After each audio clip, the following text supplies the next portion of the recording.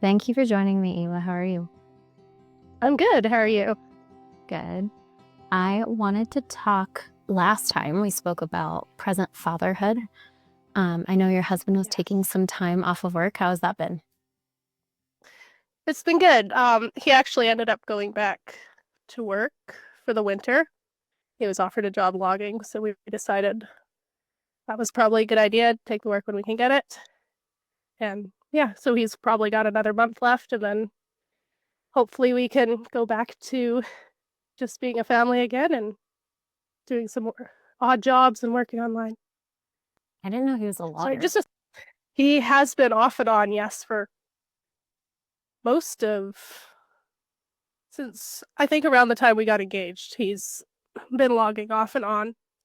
And then he had, excuse me, he had quit logging for about 6 years.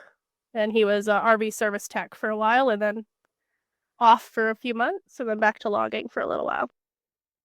And we talked about present fatherhood last time we talked. Can you tell me a little bit about, what that's looked like in the season and what you guys have coming up? Yeah, it's definitely a little bit different. He works pretty long hours, like most loggers do. So he's usually a lot more tired in the evening, but he still tries to make sure he gets some time snuggling the kids and talking. And we always make sure we have dinner together. And then on the weekends, we try to do something usually. Sometimes it's just snowmobiling or just sitting around talking for a little while, but it's something very important to us. So he's always trying to make sure he gets that time with the kids. Yeah. And it almost seems like those small intentional, like, not daily, but just the intentional, like, I'm going to sit down and read a book, and they Mm-hmm. remember that. And that's a huge impact on their day and their week. And that's what they look back on later on in life. And they're like, yeah, my dad always, he was there for this big thing or this little thing, but it matters. Yeah, absolutely. All the little moments add up. And even if they don't remember every little thing, they're still going to remember that he was there and then they could always talk to him or he read them books or went snowmobiling with them. All those little things. Yeah. What do you guys have planned outdoors wise? What are you guys getting into for the winter and then looking forward into the spring? Well, right now, our kids, except for right now, it's actually been really cold this last week. It's, I think, minus 20 Celsius out there right now. So the kids have been doing a lot of snowmobiling. They've gotten old enough that we just start the old snowmobile for them and they go sledding for hours. It's really, it's been a really nice thing. Um, but yeah, we're living in an RV now since last June, I think. Yeah. And so we spend a lot more time outside. And actually, just before I sent my kids over to grandma's, we started recording, I asked them what they would say I am like as a mom. And they said, "Oh, you raise your kids outside." So, That's awesome. and they told me it was a good thing. But yeah, we spend a lot of time outside. And this year we're hoping to do a lot more camping. Obviously, we live in an RV, so it's sort of like camping all the time. But yeah, we'd like to go do some traveling around BC and Alberta, maybe actually make it to the States a little bit. Um, but yeah, go visit some family. So we're hoping it'll be fun. So it sounds like you guys are not spending a lot. I mean, obviously, you're spending a little bit of time inside, but a lot of time is outside in that setup. Are you guys like, did that disrupt your homeschool schedule at all? It hasn't. It's actually worked really well. We ended up switching our curriculum up a little bit and finding one that works a lot better for our kids. And they've really enjoyed that. So most of the time, they end up doing their math while I'm outside doing chores. And they really enjoy that. And it hasn't been an issue at all. We've had to cut back a little bit on what we would use for books or something. And we've consolidated a little bit more because obviously there's a lot less space. Sure. But yeah, they've really enjoyed it, and I haven't noticed any issues with it. So It yeah. is interesting when they have more outside time. It's like they're really lasered focused. You can almost get more done with less time inside if you're Oh, able to spend all that time outside. yeah, absolutely. And they're always most of the time they really want to go outside. They have days where they think I make them spend too much time out there, but yeah, usually they're going pretty quickly through their schoolwork so that they can either go outside or go play, even when they play inside. I feel like Canadians and Alaskans, which I'm neither, so I can't really speak to it, but I feel like snowmobiling is huge and it's just kind of like a way of life. What's your like what are your neighbors like and what's the kind of community vibe? Well, all our close neighbors, aside from my brother-in-law, are all seniors. Okay. Us So too. we don't have a lot of we don't have a lot of close neighbors that have kids. But yeah, my brother-in-law has a couple of little boys. So we get to take the oldest one snowmobiling sometimes when we go, and he likes to come play with the kids. Um, but yeah, other than that, our community is mostly friends at church or in town. Our kids do ice skating every week with the local private school. Cool. So we get to go into town and do that every week. And then they have a club they go to. And this year it's all on the same day. So that's extra fun. But yeah, so, and they have a lot of extended family here. My husband, his family's all from here. So all but two of his siblings live here, and there's lots of cousins and friends to play with quite often. Sweet. So it sounds like what's you guys are making up for what's lacking in like the immediate community and just having family around and having kids outside around family Yeah. the way it's Yeah. supposed to be. That's awesome. Yeah, it's been good. The village mentality. What curriculum are you guys using? So what we've switched to for math, like reading and everything, is still kind of just something we use a bit of reading eggs and then just explode the code and a few other curriculums that we've used. But math we switched to teaching textbooks, Okay. and we really like that. It teaches the kids and then grades everything for them. So I just have to sit there and help make sure that they're reading the questions correctly if they're struggling. And yeah, we've really enjoyed that one. Alright, we had math mates growing up, and it was like a sheet that you'd send Oh, home, and there's a bonus question, and neither of my parents could help me figure it out. I feel like they have such an advantage in this age of like, okay, you are struggling in this, I can't, like in that example, I can't figure it out either, and there's so much more resource to help them out. Are you guys using like supplementing with, AI or any other kind of tech stack? we haven't, no. We do for other subjects. We do a lot of more hands-on stuff, YouTube, and we also do a little homeschool day once a week with my husband's cousin's wife and her daughter. So we just pick a topic and go teach the kids something that sounds fun once a week. That's awesome. What are their Yeah. interests? Like, do they have individual interests that they're kind of following? Yeah, they do definitely. Our oldest is obsessed with anything horses, Okay. and her and our middle, our younger daughter, they're both obsessed with reading. Our younger one has finally picked it up really well, and she's been reading nonstop lately. So they were really like that. Our youngest is a boy, and he's very much a boy. So he likes anything like trucks and Lego and rough play outside. Yeah.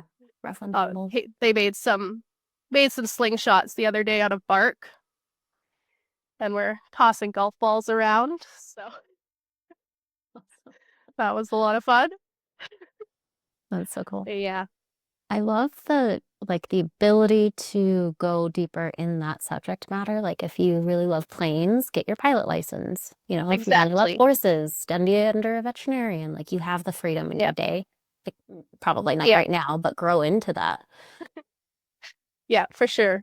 There's so much more room to just follow rabbit trails and Right. do the things that they actually enjoy, which I feel like if you enjoy something, you're a lot more likely to actually do it. Absolutely. And just the ability to go deep in a subject matter that's actually going to be Mhm. lucrative later on. You Yeah. don't have the four walls and the 9 to 5 student schedule that everyone else Yeah. does, and you have that advantage. It's a huge advantage that you can say, hey, I started when I was 13. I got my pilot's license, and now I'm 25 and I'm a full-time pilot. I think that's so cool. Yeah, absolutely. Yeah. It's a lot more freedom. Yeah, I think that's one of the biggest. And you can start homeschooling at any time, right? Monday morning, you can start. Hmm. You're not. Yeah. I think that's more of the most like appealing arguments I've heard or Mhm. just observed maybe is like, you have the freedom to choose a real career and actually get going early on in your life. Exactly. Yeah. You don't have to wait for everybody else to be at the same place you are. Sure. And you don't have to wait till you're graduated. I didn't have a real job until I Exactly. graduated. And then I was like, you know what? I want to have Right. kids. Right. Hidden away all this time. Exactly.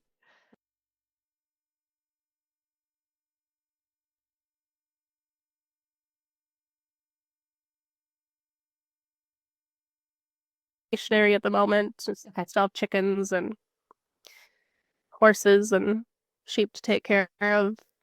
So yeah, I don't know if I'll end up growing a garden this year. It'll depend what we end up doing. If we're traveling a bunch, then last year I tried to grow a garden while we were gone quite a bit of the summer, and that was a bit of a disaster. We did get a lot of green beans, but the carrots, I think I got 10 carrots out of four 40-foot rows. So Oh, wow. the weeds kind of took over there. We have amazing neighbors that when we travel, it's like, hey, the apple tree's over there, like the potatoes are over there, the garlic's over here. Like you can't ask anybody to Right? water for you Oh because it's no. nearly impossible. Yeah, Are right. you It's guys getting hard. are you guys getting chicks soon? I would love to. I haven't decided yet if I'm going to, but I would like to get some. Most of my chickens are getting, I got most of them in 2020, I think. So there's not a lot of egg laying happening out there anymore. So I probably need to get a few new ones. What is their what age does that stop? It depends on the breed, but most ones I have, they seem to slow down quite a bit around four-ish, Okay. 4 to 5.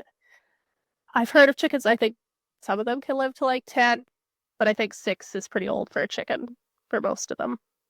So they stop laying So, at 4 or 5 and then are you yeah. guys harvesting them at that age or is the meat still good? Um, we're actually vegetarian, Okay. so but haven't really had any just be too old that we have had to butcher. I don't think.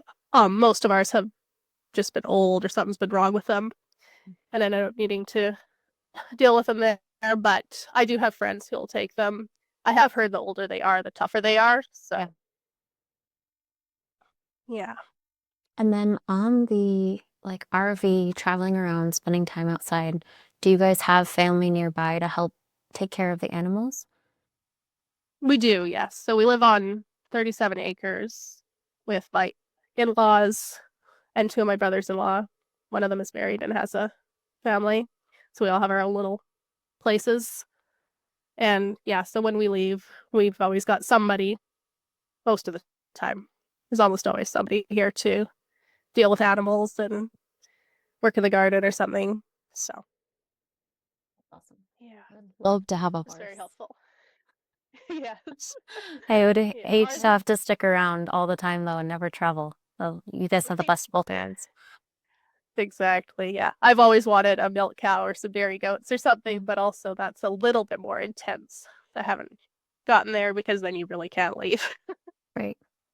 And I feel like the people that do go all in, and I feel like I'm almost at this point. Last time I traveled, I was like, I think I could get some animals because I'm almost at the point where I'd rather be home than be in an airport or be on the road or have to do pit stops, and Right. I'm almost there. I feel like at least one more decade, and I'm just gonna be fully like a curmudgeon. Yeah. I don't think you need Sure, to be I'll a get there at curmudgeon some point. Haven't to yet. have a milk cow. Yeah, exactly. It's not a requirement to have a dairy cow to be a curmudgeon, but you do need to stick around Does for sound like a yeah. Does sound like a good life though too. Just being at home a lot, and animals and gardening, and I could do that too.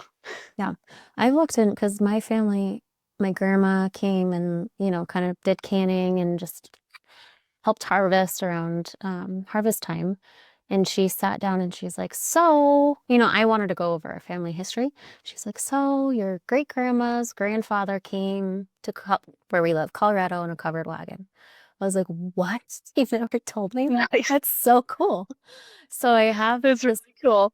I went and researched, the name and got a book, and they just talk about like that time of, we came over, Independence Pass, the there's a toll, and the men didn't want to pay it, and they said they were going to shoot it out, and the women cried so hard that they ended up paying the toll, and they made their way to the state, and Oh wow. just cute stories that were recorded. And honestly, some of them were so simple. Like, once a week we'd go to the general store and get a nickel's worth of candy. And that was like, the peak life experience. Getting candy Right. nickel in the 1800s. And they had a lot of dances. I was like, oh man, we are missing out on this culture. Like, what has happened where we're so isolated? Not you guys are doing it right, but in our individual family units, and Mhm. then we don't see our neighbors. We don't go to dances. Right. Have this like quilt alongs, I don't know, sewing circles where you sew baby blanket, and we're just kind of we're missing out on that. So I've been thinking about that a Yeah. lot. It's like, you have a dairy Yeah. cow, you are where you are, but you have community, and you know, you get to look forward to going to the general store for nickel's worth of candy. Just simple. I don't know. Right. Yeah. Exactly. That's a good life. Sounds really interesting. Yeah. Right? Depth. Just it's all very intentional and simple, and you're working hard, but it's also very rewarding.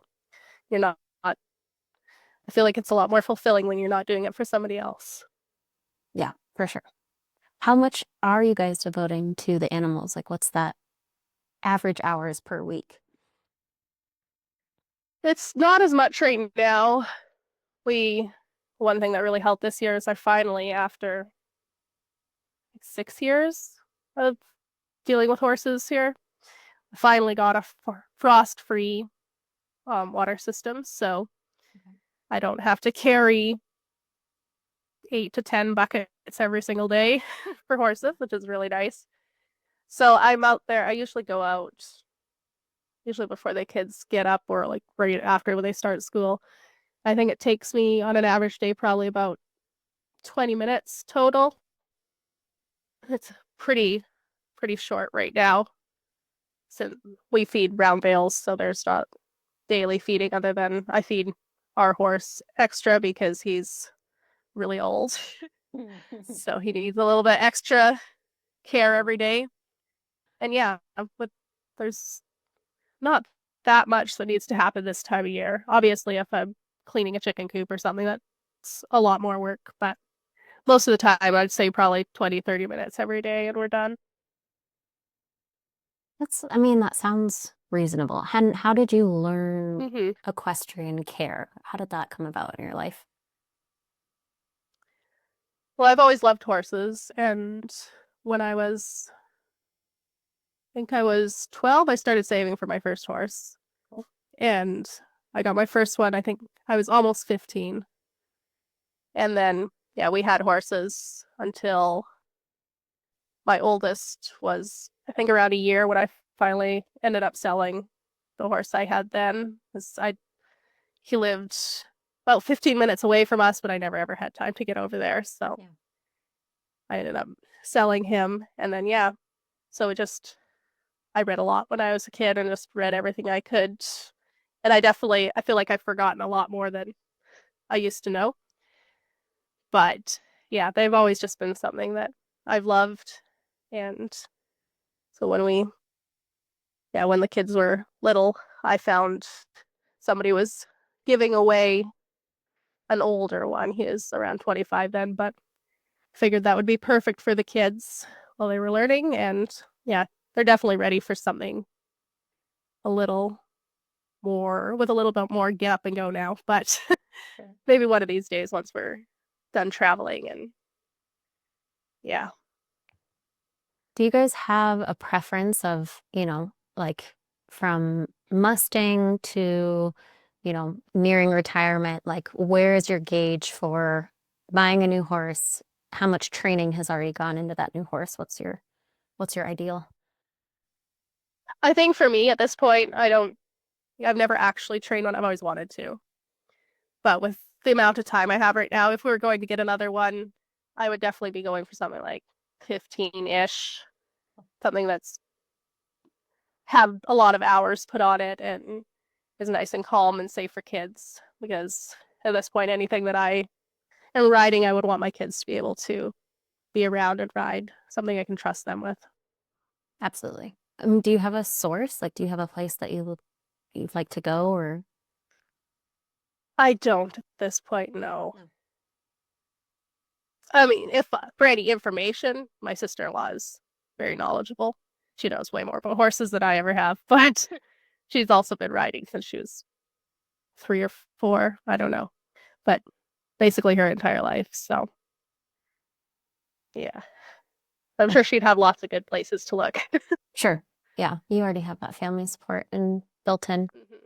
I think I could ask about horses all day. There was this documentary that I watched on, I think it's on Prime, and I just said Mustangs, which made me think of it. These college Oh, nice. kids, I think they just graduated Wyoming, probably, maybe Texas, and they did a ride from, I think, East Coast to West Coast, Mustangs. And everyone was like, don't do it. Oh, They have a program where they go and like certain wild horses are protected, certain have to be mhm. brought in. And so the ones that are brought in, they sell to the public. And that's where they sourced them and trained them on the go. It's like this kind of Oh, like wow. harebrained idea that they hatched. And they're like, we're young, we're able to kind of camp out and just live on the ground, and this is the time to do it. And I didn't finish the series, but I would highly recommend it. It's a fun one to look up. That sounds really cool. I feel like my girls would like that for sure, Yeah, to find it and see if they want to watch it with me. you plant that seed though. Mhm. Be on a Yes. Mustang. Right? I think that would be really neat.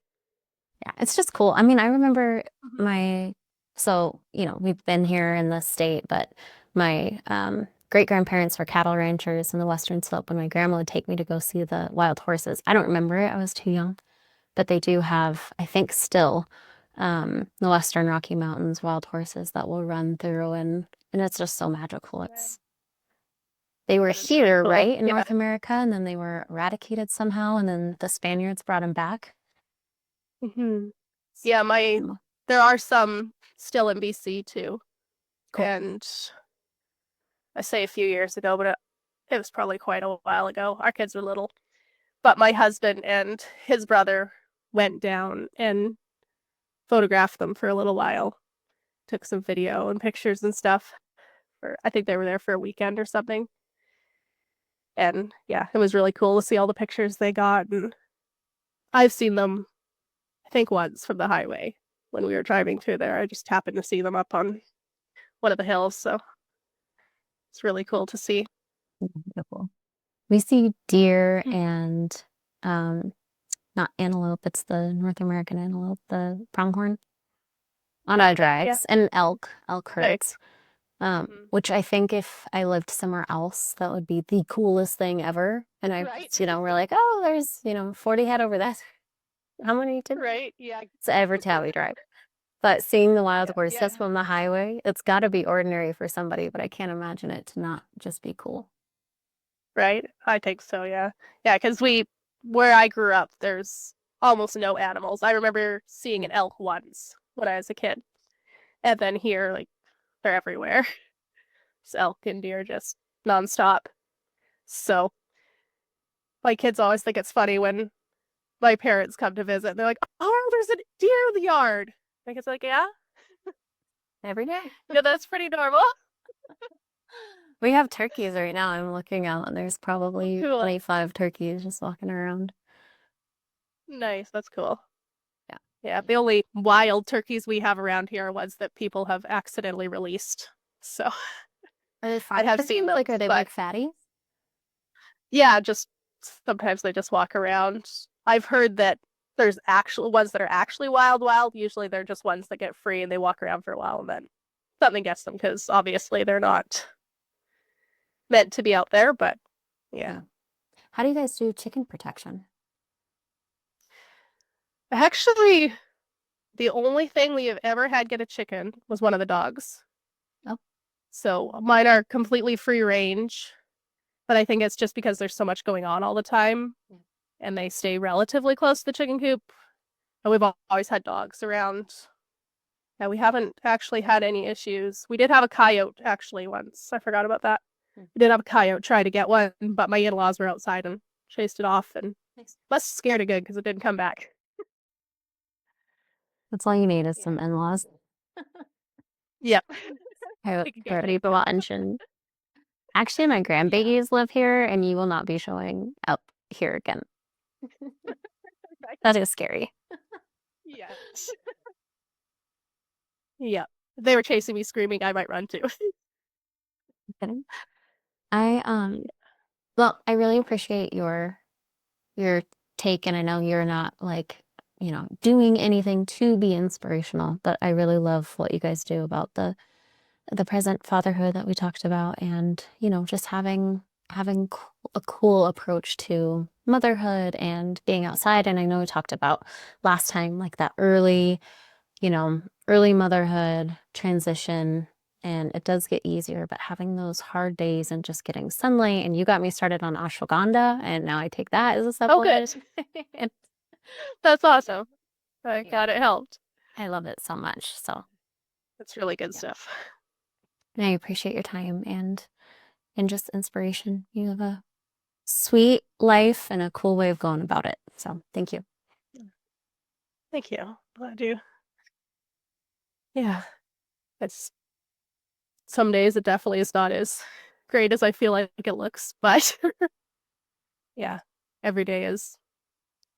I saw somebody say every day is a chance to have a good day, so it's what you make it. And yeah, it's definitely can be quite the life, but it's also a very good one. I love it. Thank you so much. And yeah, I look forward to having you on the podcast again. Yeah, thanks for having me.